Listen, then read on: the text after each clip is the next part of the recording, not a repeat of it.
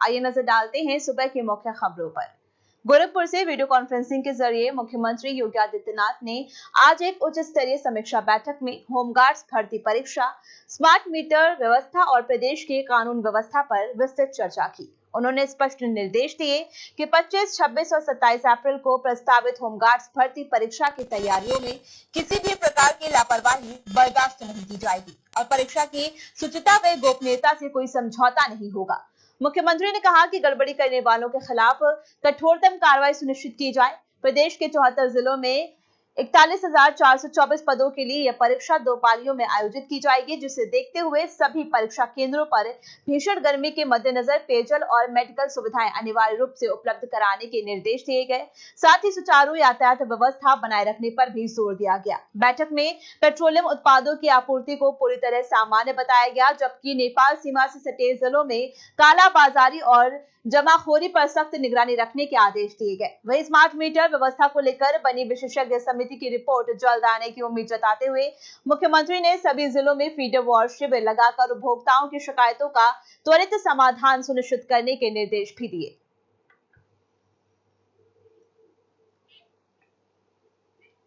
इसी क्रम में अगली खबर, मुरादाबाद जनपद के पाकबड़ा थाना क्षेत्र के रफ्तपुरा चौराहे स्थित ख्वाजा गरीब नवाज बैंकेट हॉल में उस समय भावुक माहौल बन गया जब दहेज की मांग पूरी न होने पर दूल्हा बारात लेकर नहीं पहुंचा और दुल्हन इंतजार करती रह गई।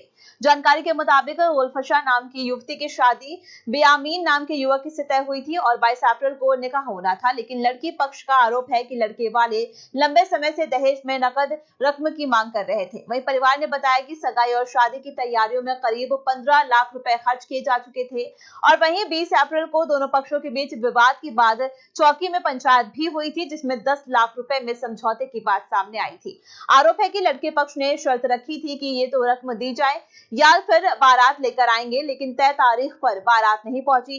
इस घटना से दुल्हन और उसके परिवार में गहरा दुख और आक्रोश है। वहीं दुल्हन ने भावुक होकर कहा कि दहेज की वजह से उसकी शादी टूट गई। ग्राम प्रधान राबुल हुसैन ने भी दहेज को लेकर पहले से विवाद की पुष्टि की है। घटना के बाद गांव में तनाव का माहौल है और पीड़ित परिवार ने पाकबड़ा थाना में तहरीर देकर आरोपियों के खिलाफ सख्त कानूनी कार्रवाई की मांग की है।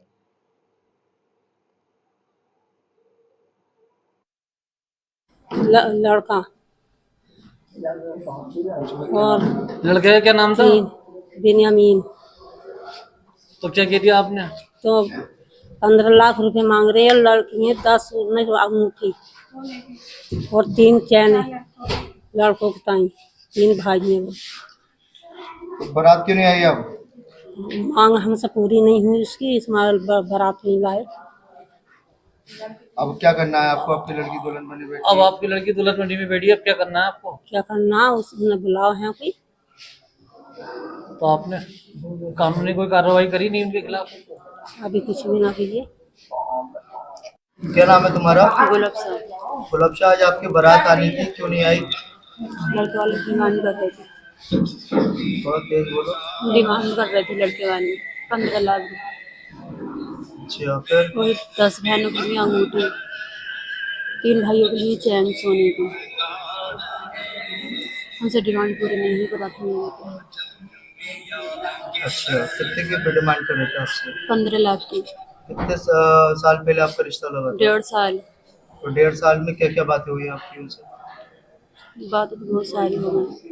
तो आप बारात क्यों नहीं लेके आ रहे हो?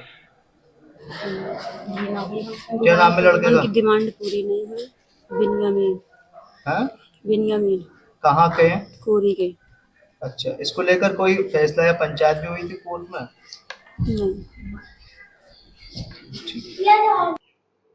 अगली खबर जालौन से सामने आ रही है, जहां सिरसा कालार थाना क्षेत्र के एक कस्बे में तेज रफ्तार और बेकाबू कार ने सड़क पार कर रहे एक मासूम बच्चे को टक्कर मार दी, जिससे उसकी मौके पर ही दर्दनाक मौत हो गई। वहीं हादसे के बाद चालक कार समेत मौके से फरार हो गया। घटना की सूचना मिलते ही पुलिस तुरंत मौके पर पहुंची और पूरे मामले की जांच शुरू कर दी है। आसपास लगे सीसीटीवी कैमरों की मदद से फरार वाहन और चालक की पहचान करने का प्रयास किया जा रहा है। आपको बता दें कि पुलिस ने शव को कब्जे में लेकर पोस्टमार्टम के लिए भेज दिया है और आगे की कानूनी कार्रवाई जारी है।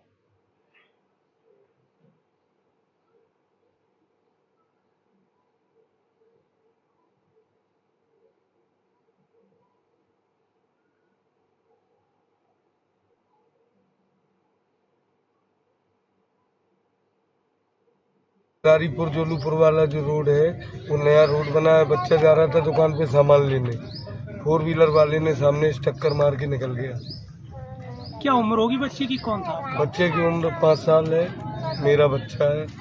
क्या नाम था बच्चे? गोपाल जी पाल। तो क्या आप लोगों ने वाहन देखा? कैसा क्या हुआ? व्हाइट कलर का वाहन था और ज्यादा तो कुछ नंबर वगैरह देख नहीं पाए। कैमरे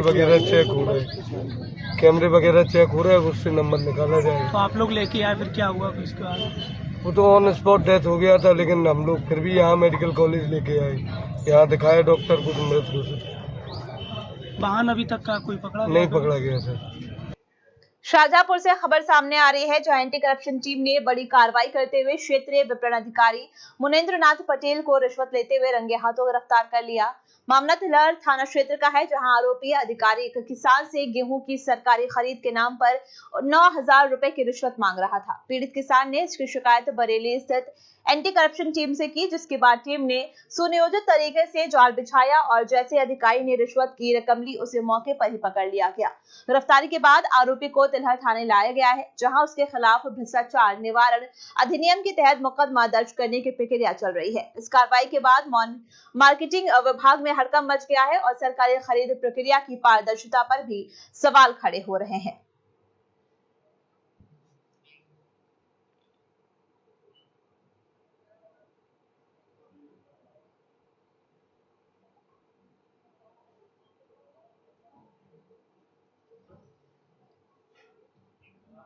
बढ़ते अगली खबर की ओर, जहां ठाकुर द्वारा कोतवाली क्षेत्र के फौलादपुर के पास असलेमपुर बस स्टैंड के नजदीक एक भीषण सड़क हादसा हो गया।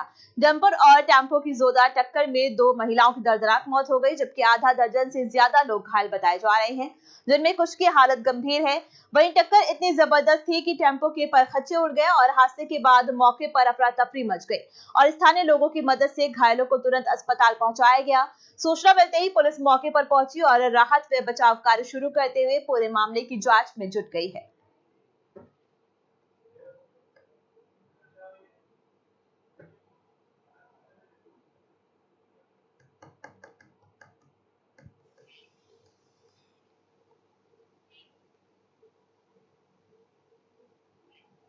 सिद्धार्थनगर से खबर सामने आ रही है, जहां पेट्रोल और डीजल की किल्लत ने आम जीवन को पूरी तरह प्रभावित कर दिया है। शादी विवाह के सीजन में हालात ऐसे बन गए हैं कि बारातें समय पर नहीं पहुंच पा रही हैं और आयोजन प्रभावित हो रहे हैं। भीषण गर्मी के बीच लोग पेट्रोल पंपों पर लंबी लंबी कतारों में खड़े नजर आ रहे हैं, जबकि जिम्मेदार अधिकारी जिले में किसी भी तरह की किल्लत से इनकार कर रहे हैं। वहीं हालात से नाराज लोगों ने जिला मुख्यालय पर जगदम्बा पेट्रोल पंप के सामने सड़क जाम कर विरोध प्रदर्शन किया। वहीं कई पेट्रोल पंपों पर आपसी झड़प के वीडियो भी सोशल मीडिया पर वायरल हो रहे हैं, जिससे स्थिति की गंभीरता साफ झलकती है। आपको बता दें कि जनता की ओर से ब्लैक मार्केटिंग के आरोप भी लगाए जा रहे हैं, जिनमें कुछ पंपों पर बाहर पेट्रोल नहीं का बोर्ड लगाकर अंदर चोरी छिपे बिक्री करने की बात सामने आई है। वहीं नगर पंचायत बिस्कोहर में रात के समय तेल वितरण की भी शिकायतें हैं। हालांकि प्रशासन इन सभी आरोपों को अफवाह बता रहा है, लेकिन लगातार बढ़ते आक्रोश के बीच अब सवाल उठ रहे हैं कि आखिर कब तक लोगों को इस संकट से राहत मिल पाएगी। या डीजल और पेट्रोल कोई नहीं मिल रहा है, बहुत परेशान है और लाइन लगाते हैं, सुबह लाइन लगाते हैं, शाम तक खत्म हो जाता है, हम लोग को नहीं मिल पाता है। जो हम लोगों के बाद में आता है उनको भर के दे देते हैं पेट्रोल टंकी वाले। मतलब कोई नंबर नहीं है, कोई भी आए भरा के लेके जाए। जो कमज़ोर लोग हैं वो पीछे रह जाते हैं, उनको पेट्रोल नहीं मिल पा रहा है, ब्लैक में भी मिल रहा है। अयोध्या से एक अहम खबर सामने आ रही है, जहां नवागढ़ जिलाधिकारी शशांक त्रिपाठी ने श्री राम मंदिर अयोध्या में रामलला के दर्शन करने के बाद विधिवत रूप से अपना पदभार ग्रहण किया। सर्किट हाउस में उन्हें गार्ड ऑफ ऑनर दिया गया है, जिसके बाद अधिकारियों ने उनका स्वागत करते हुए औपचारिक चार्ज हैंडओवर किया है। इस मौके पर डीएम ने कहा कि रामनगरी में सेवा करने का अवसर उनके लिए गौरव की बात है। उन्होंने अयोध्या को अंतर्राष्ट्रीय ख्याति की नगरी बताते हुए देश विदेश से आने वाले श्रद्धालुओं के लिए बेहतर सुविधाएं सुनिश्चित करने पर विशेष जोर दिया है। साथ ही जनपद में चल रहे विकास कार्यों की नियमित मॉनिटरिंग, सभी विभागों के बीच बेहतर समन्वय और टीम भावना से करने का काम आवश्यकता पर बल दिया है। वहीं डीएम ने स्पष्ट किया कि जनता की समस्याओं की सुनवाई और उनका त्वरित समाधान प्रशासन की सर्वोच्च प्राथमिकता होगी। मिला है, इसका पूरा लाभ उठा सके और आगे चलकर ये हमारे जीवन में याद रहे अयोध्या पूरा आप लोगों को सहयोग मिले। ये सर ज्यादातर घटनाएं भूमि विवाद को लेकर हो रही है, पुलिस बताती है भूमि विवाद निश्चित रूप से आप जो कह रहे हैं, जनता दर्शन जब भी होता है, जन सुनवाई जब भी होती है तो उसमें आते हैं, लेकिन जो मुझे लग पड़ता है, और अगर दोनों पक्षों के बीच में कोई मध्यस्थता हम करा सकते हैं, कोई टेम्परेरी समझौता करा सकते हैं, कुछ लिखा पढ़ी करा सकते हैं, अगर उस विवाद को टाला जा सकता है, अगर समाधान किया जा सकता है तो समाधान निश्चित रूप से। यहाँ पर अयोध्या जनपद में आने का अवसर मिला है, यहाँ पर जिलाधिकारी के रूप में तैनाती हुई है, तो निश्चित रूप से यह प्रयास रहेगा कि जो अंतर्राष्ट्रीय ख्याति का यह जनपद है और जो अयोध्या धाम के कारण यहाँ पर पूरी दुनिया से लोग आ रहे हैं, तो उनकी भी सुविधा रहे और जो यहाँ पर विकास कार्य चल रहे हैं उनकी ठीक से मॉनिटरिंग हो सके। जहाँ पर भी समन्वय की आवश्यकता है, अथॉरिटी, कॉर्पोरेशन, जिला प्रशासन, पुलिस प्रशासन के बीच में, उसको स्थापित करते हुए एक टीम भावना के साथ काम किया जाए और उसके साथ ही साथ जो रूटीन मैटर्स है जनपद के, जो जनता की समस्याएं हैं, उन पर भी पूरा ध्यान दिया जाए और उन पर भी पूरी सुनवाई की जा सके। सर, जिस तरीके से क्राउड रहता है, साल भर में 4 मेले लगते हैं, इसके अलावा भी कई वीवीआईपी कार्यक्रम होते हैं, उसको लेकर किस तरीके से आपका पूरा मार्गदर्शन होगा, किस तरीके से जिले को एक अच्छा बेहतर। अभी मैं ये सभी ऑफिसर्स के साथ यहाँ बैठा हुआ था, बातचीत हो रही थी, तो बड़े अच्छे यहाँ मैकेनिज्म्स बने हुए हैं और जहाँ पर भी कहीं कोई दिक्कतें होंगी उसको आइडेंटिफाई करके उनको निराकरण करने का पूरा प्रयास किया जाएगा। ठीक सर, रुदौली में कई रुदौली बात करें, यहाँ की तहसीलों की बात करें, तो जो राजस्व के कर्मचारी 8-10 साल में है, तो उनके लेकर क्या कार्रवाई? जो भी शासन के निर्देश हैं, जो नियमानुसार तैनाती की जो नियम है उसी के अनुसार कार्रवाई की जाए। ठीक, thank you very much. Unnao से एक दुखद खबर सामने आ रही है, जहां सदर कोतवाली क्षेत्र में मंगलवार रात एक सड़क हादसे में किसान की जान चली गई। हुसैननगर के पास अज्ञात तेज रफ्तार वाहन की चपेट में आने से 50 वर्षीय सियाराम गंभीर रूप से घायल हो गए थे, जिन्हें तत्काल जिला अस्पताल ले जाया गया, लेकिन इलाज के दौरान उनकी मौत हो गई। वहीं आपको बता दें कि सियाराम चौधरान मोहल्ला पुराने बाजार के निवासी थे और खेती किसानी कर अपने परिवार का भरण पोषण करते थे। बताया जा रहा है कि हादसे के वक्त किसी काम से घर से बाहर निकले थे। वहीं स्थानीय लोगों का कहना है कि इलाके में रात के समय पर्याप्त रोशनी नहीं होने के कारण ऐसे हादसों का खतरा बना रहता है। हादसे के बाद वाहन चालक मौके से फरार हो गया। मृतक अपने पीछे पत्नी रामरानी, बेटी किरण और 2 बेटों कल्लू व राज को छोड़ गए हैं। परिजनों ने आरोपी चालक के खिलाफ सख्त कार्रवाई की मांग की है। वहीं पुलिस ने शव को कब्जे में लेकर पोस्टमार्टम के लिए भेज दिया है और अज्ञात वाहन चालक के खिलाफ मुकदमा दर्ज कर उसकी तलाश शुरू कर दी है। साथ ही आसपास लगे सीसीटीवी फुटेज की मदद से भी जांच जारी है। गाड़ी अल्लाह चढ़ा देने कहाँ पर घटना हुई है? ये हुसैननगर वाले चौरे दिरा, वहाँ पे घटना हुई है। आपके पति का नाम क्या है? सियाराम। सियाराम नाम है।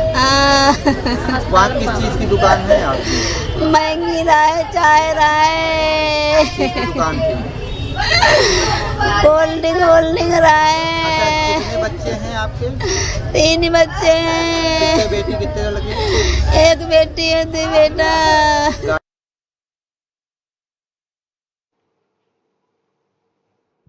शाजापुर से अगली खबर सामने आ रही है, जहां महिला आरक्षण विधेयक संसद से पारित न होने के विरोध में भारतीय जनता पार्टी कार्यकर्ताओं ने जोरदार प्रदर्शन किया। महानगर अध्यक्ष शिल्पी गुप्ता, मेयर अर्चना वर्मा और ददरोल विधायक अरविंद सिंह के नेतृत्व में कार्यकर्ता खिरनबाग चौराहे पर एकत्रित हुए और विपक्ष के खिलाफ जमकर नारेबाजी की। प्रदर्शन के दौरान कार्यकर्ताओं ने विपक्षी दलों पर महिला सशक्तिकरण में बाधा डालने का आरोप लगाते हुए उनका पुतला दहन कर विरोध जताया। वहीं नेताओं ने कहा कि पार्टी महिलाओं के बराबरी का अधिकार दिलाने के लिए प्रतिबद्ध है, लेकिन विपक्ष की नकारात्मक राजनीति के कारण विधेयक पारित नहीं हो सका। उन्होंने ये भी दोहराया कि महिलाओं के अधिकारों के लिए संघर्ष आगे भी जारी रहेगा। वहीं दूसरी ओर विपक्ष ने इस प्रदर्शन को निषेधाज्ञा का उल्लंघन बताते हुए और प्रशासन से कार्रवाई की मांग की है। ये भी कहा है कि जनपद में धारा लागू होने के बावजूद इस तरह का प्रदर्शन नियमों के खिलाफ है। आबादी का हक लेकर रहेंगे, आबादी का हक